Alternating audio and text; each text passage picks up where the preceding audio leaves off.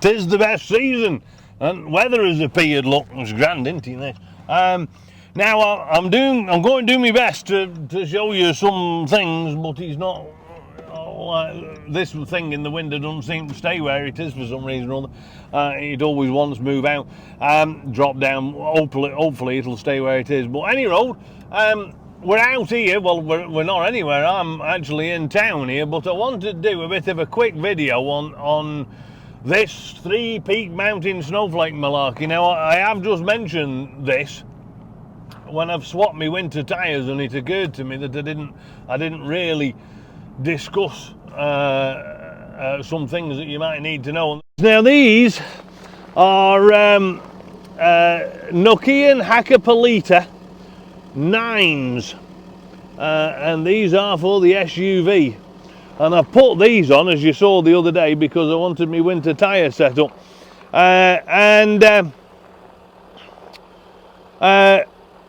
The reason I put these on is because the Coopers aren't actually terribly good in the winter. So I'm just going to go back here actually, because I'll tell you what sipes are for those of you that aren't quite certain. What we've got here, if I can just make the gimbal work, can you see how these little lines have got snow in them?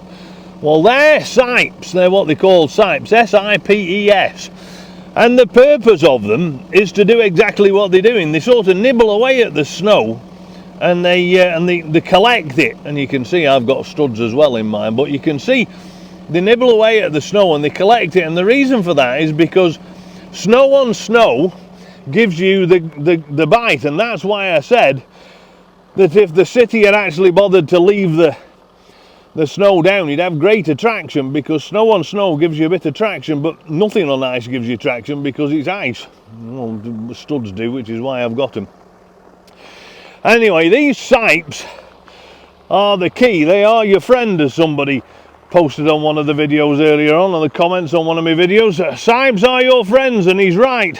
So this, the Nokian and the compound, the Nokian tyres, sipes and the compound of the Nokian tyres helps give you this really very sticky sort of compound, and that makes them safe. Now, my AT3s, they had sipes too, but they're not anywhere near as good as the sipes on the Nokians, and that's because they're not really designed to be. They're designed to be hard and tough, and they're designed to not be broken by the gravel surface of the highways, not be punctured and stuff like that. So the compound's very hard, and that's the downfall. A lack of sipes and a very hard compound makes them not very good. Come on, gimbly. This is a fresh gimbal, this is, to me, and it's not actually as easy to operate as the other one. Not that I've ever been a genius, but the other thing about the Nokians is that they've got these ejection sort of grooves here, and these are to get rid of moisture and water and to squeeze out slush. As you run on it, they sort of push everything out, and then they try and trap snow here so that you've got these clumps of snow to bite on, and they're very, very good. Now, the reason I've mentioned all this, I'll just go a little bit closer actually. I don't know if you can see this, but the sun's in the right place. You see that little snowflake there? And then you've got this 8, 6 and 4. Those are numbers that are related to the wear of the vehicle, and when this snowflake disappears because it's worn away, that's when you need to change them, because they're no longer doing the job. Anyway, so these tyres are the reason for the video, believe it or not, is because these tyres are 3 Peak Mountain Snowflake, and I can't find the symbol, but it does have one on it. So these are 3 Peak Mountain Snowflake, as 2 are my AT3s. But the AT3s aren't anywhere near as good in the snow as this, as the Nokian. And the reason for that is because, well, I've just mentioned it, and the compound's hard and the sipage isn't as good.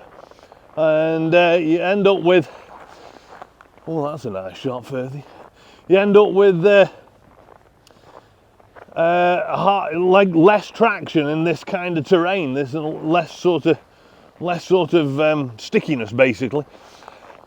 And so Even though they're 3 Peak Mountain Snowflake tyres, they're not as good a 3 Peak Mountain Snowflake tyre as this one, as these Nokians. In fact, it's argued that these Nokian tyres, these Hack 9s, Hack-Polita 9s, are the best winter tyre available. They have swapped to a 10 now this year. Brought out the Hack-Polita 10, which presumably is better still. And these 9s differ from the 8s because these studs on the outside, and I don't know that I can show you because you can't see, I don't think. Oh yeah, you can. Can you see how the shape of this triangle has got its flat edge here and its flat edge here, but in here, I can just get at one of these, the pattern, the shape of these is different, and the reason for that is because these outer ones here are intended to bite in the corners at an sort of perpendicular to the corner, so it pulls you into the corner rather than sort of into a straight line. And that's the difference between the 8s and the 9s, and it did make quite a big difference.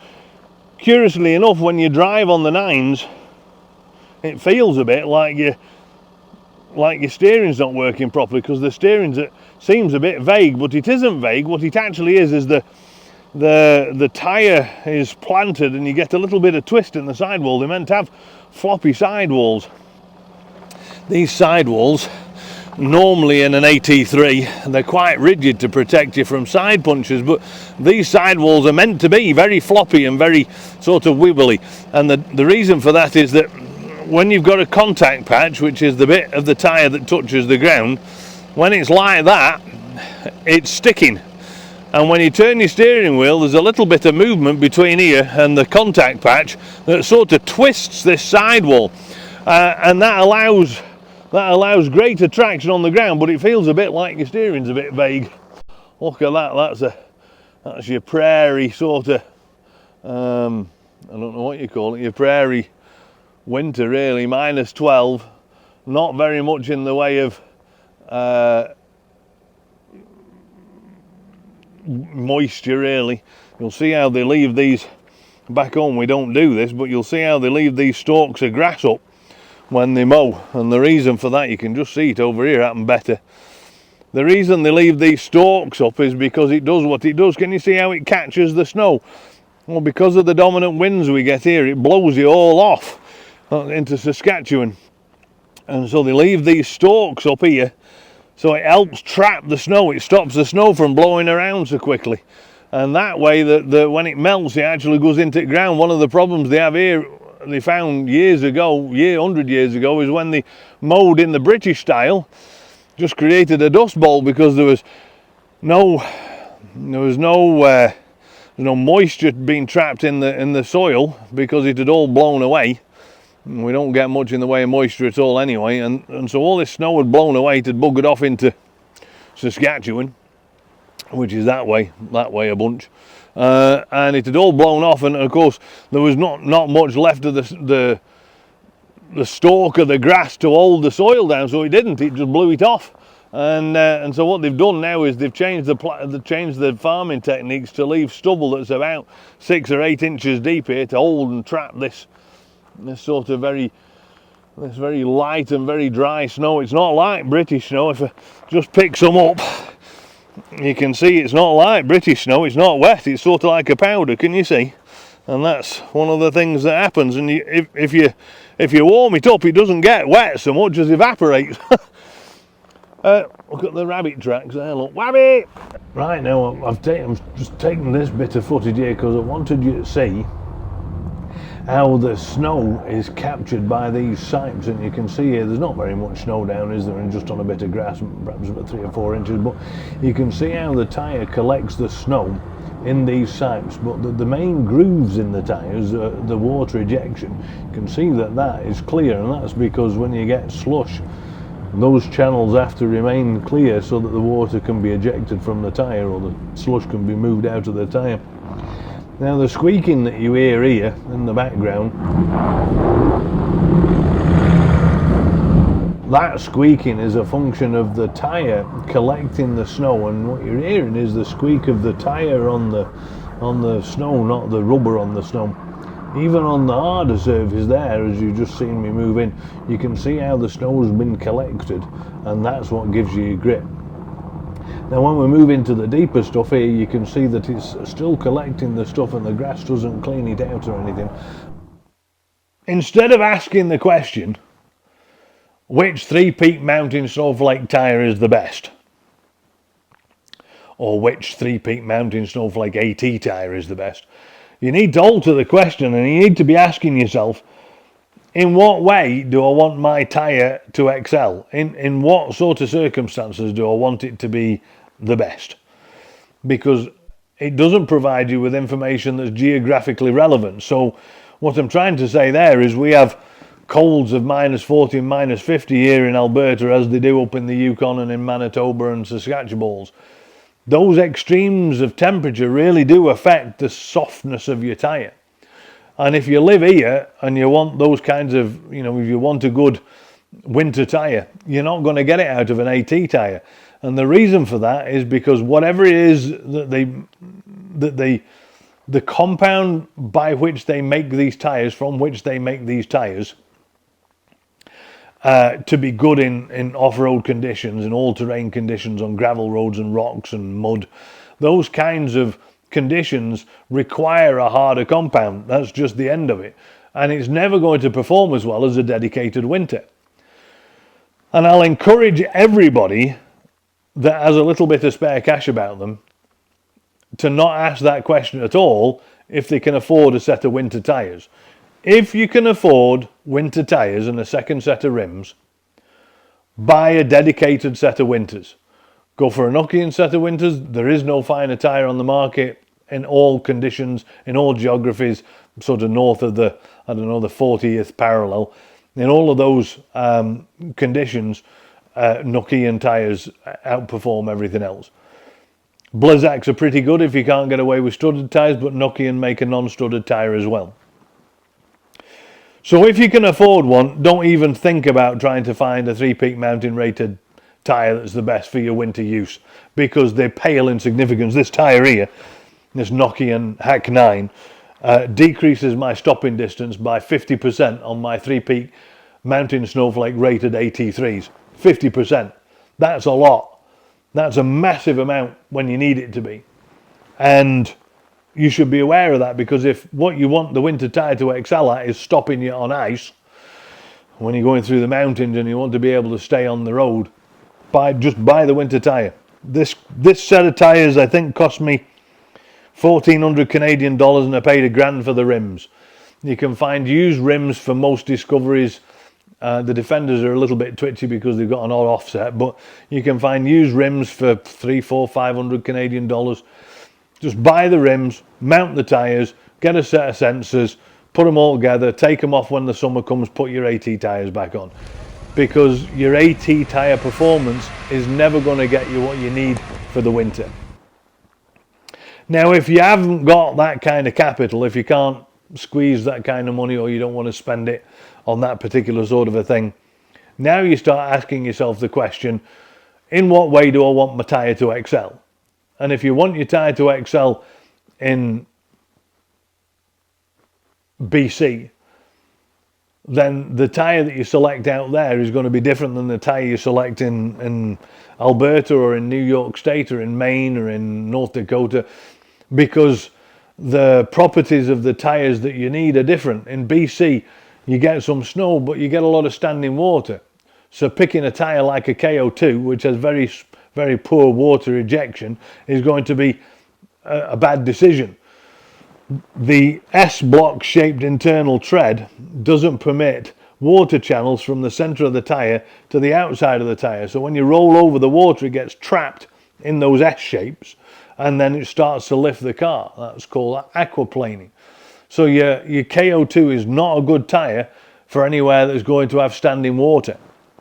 Accordingly, what you would use in those conditions is something like a Cooper AT3, or maybe a Falcon Wild Peak, or Nitto Terra Grappler. Now here on the prairies and in North Dakota and in Saskatchewan and perhaps in the Yukon as well, you're going to have a tyre, you're going to need a tyre that is better, and by better I mean has a softer compound, so that when it gets really cold, minus 40 degrees centigrade, your tyre remains soft. And so your selection here needs to be more like the KO2. It's a softer compound, it doesn't last as long. And that KO2 has half the lifespan of the AT3 Coopers. And the reason for that is made out of a softer compound. It's more sticky on these kinds of cold weather conditions, and then it's a better AT3 tyre. It's a better 3 Peak Mountain Snowflake rated tyre. We don't use the Nitto Terra Grappler or the Falcon Wild Peak in Alberta and in Saskatchewan, and it's not used on any of the service trucks, it's not used by any of the emergency personnel, and this tells me not that they can't afford the tyres, but that they're not meeting those cold requirements. They're less good. They don't use the Coopers either, and that's indicative of some sort of it's indicative of a harder compound. And we know that the Coopers outperform in terms of road use to the Duratracs. My Coopers had twice the mileage of Richard's Duratracs, but they've worn only the same amount has come off. So Richards have basically worn twice as quickly as mine. Now the Duratracs, that makes his Duratrac a bit softer, and the Duratracs do outperform the AT3s in snow and ice. You've seen that when we've done the videos together. The cost here is in the summer when you're replacing the tyres more frequently. Now that reminds me of a point that's been brought up in a couple of questions on Facebook over the past couple of days, I suppose. A number of folk have not been able to find the Duratrac tyre in a 3 Peak Mountain Snowflake rating for the Land Rover, for the Defender and for the LR3, LR4. And the reason for that is because Land Rover had made a specific kind of tyre, specific size of tyre. And that tyre that fits the LR3, LR4 and the Defender has to meet a certain load rating, and that load rating means that they've got to use thicker sidewalls and harder compounds to meet that load rating. And of course the use of an harder compound and thicker sidewalls means that it won't meet the minimum requirements for the 3 Peak Mountain Snowflake. So in the 255 55 19s and in the 255 60 20s, you're not going to get that Duratrac at 3 Peak Mountain Snowflake rated. You're just not. And so if you do want to use a Duratrac, and there's nothing wrong with a tyre, then you're going to have to find it in a non-standard size. Something like the 255 55 20 that I'm running here, that Richard runs, or various other sizes. I don't know whether they make them in 265 60 20, and that's another discussion. But the Duratrac is a reasonable tyre, not quite as good, I don't think, as the KO2 in snow and ice in my experience, but I also caveat that with the fact that I was running 255 55 19s, which weren't a 3 Peak Mountain Snowflake tyre. So their performance in snow and ice in a different size might be better, might be good. Anyway, that's the story of the Duratrac. Richard really likes them. He says they're an extremely good tyre. I'm jaded because I had 50,000 miles worth of wear of a Duratrac that I didn't really like very much on the LR3, so I'm a bit biased against Duratrac. I also don't think they're a very attractive looking tyre, but that's just me. And now you've got these other tyre options like the Wild Peak and like the Terra Grappler and like this other cheap AT3 rip-off that used to be, that's coming out with a new name that's made by Cooper, I think. But anyway, you've got these other sorts of tyres that are 3 Peak Mountain Snowflake rated and do sort of improve a little bit on the Duratrac. Having said that, of course, geography kicks in. So if you're in Alberta, really you've only got two choices. If you absolutely or I say Alberta, Saskatchewan, North Dakota, if you absolutely have to pick a 3 Peak Mountain Snowflake AT tyre, then my bet would be the KO2 or the Duratrac. because I think that they outperform the Cooper and the Terra Grappler and the I can't speak to the Wild Peak. I really can't speak to it out here. I can't, so I'm not going to. But if you live upwards, if you live up in the Yukon, Northwest Territories, now you get a lot more snow there, and these sorts of dedicated winter tyres, which have a relatively low and very not a very open tread pattern, these sorts of tyres don't dig away very well at snow. That's why Nokian make the Rotiva, which is a more of an AT tyre shape. These tyres dig away at the snow and dig more, which allows you to find some grip. These generally fill up with snow, and the point of them is to keep hold of the snow, so they don't dig, they tend to polish. And so once you get much past sort of I don't know, 8 to 10 inches of 12 inches of snow, these sort of lose their merit, if that makes sense. And then you do want something like a Rotiva, which has a much softer compound, bigger spacers, and then we'll dig through the things. Of course, you can get the Rotiva, I think you can get those studded. So if you're up north in the Yukon and the Northwest Territories, my bet would be a softer compound with an more open tread from Nokian. Same problem happens with the KO2s. As soon as you start getting deep snow there, or wet snow, those little S blocks, they fill up with snow, they packed up, and then they just polish like the AT3s do and like these do. So in that case, something like the Nitto Terra Grappler or the Wild Peak, which has more open sort of aggressive knobbles, and the Rotiva, these kinds of tyres are best. And so that's basically all I've got to say. Well, I haven't, I've got lots more to say, but in an effort to keep this video short, that's all I'm going to say. Please do like and subscribe to the video, and if there's got any kind of questions that you'd like asked, then please do that. Leave us a comment. Feel free to email me. You can find me on the Instagram at Shedlock2000. You can find me on you can find me on academia.edu if you really want. If you're that desperate to get hold of me, but there's lots of ways to get in touch with me. Ask me some questions, tell me if there's a video you'd like me to put together, and I can do that for you. But for now, that's all there is today. Thanks very much for tuning in. We'll see you next week. Cheerio.